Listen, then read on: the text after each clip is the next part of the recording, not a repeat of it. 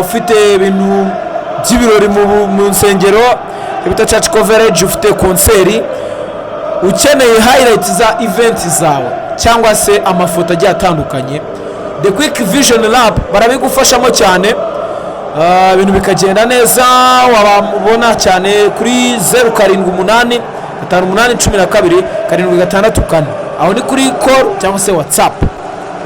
078 5812 764. Bafite kamera nziza cyane, kamera bagure muri Quick Fix Limited, kamera zifata icyo bita HD, high definition, amashusho asa neza cyane kabisa. So ukeneye rero izo serivisi zose, bikoresho nyine bifite video zibona, ni Quick Vision Lab kabisa, bagufasha neza cyane. Barakubwira bati go live with professional live streaming kabisa, professional quality. Nuko bimeze cyane. Quick Fix Limited nabo barakubwira bati ese ufite imashini yangiritse, imashini yawe yagize ikibazo, ntongere kugira impungenge kuko Quick Fix Limited ni abambere cyane mu bijyanye n'ibyo.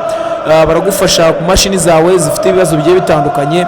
Mashini yawe yaba yaragize ikibazo cya screen yaramenetse, barabigufashamo neza cyane. Ukeneye batiri nshya iyo wari ufite yarangiritse cyangwa se nyine itagikora neza, itakiramye umuriro, baragufasha bakaba bayiguhindurira.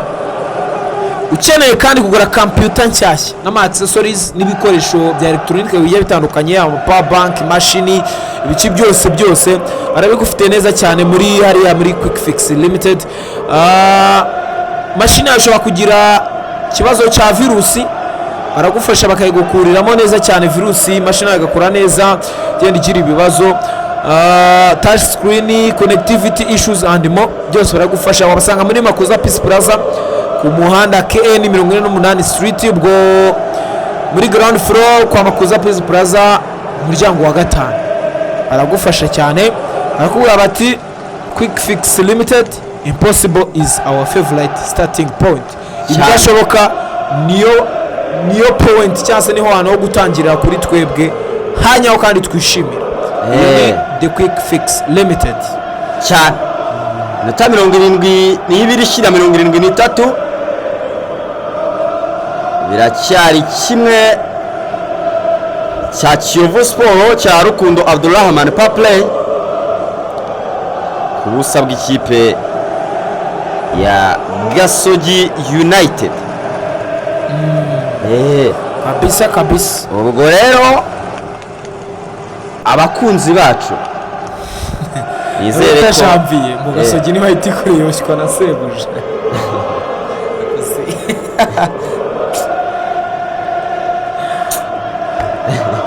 Nitandukanyije nawe muvana abavandimwe, kubw'Imana Janvier, nitandukanyije nawe. Abantu rwose bagiye baduha amahoro.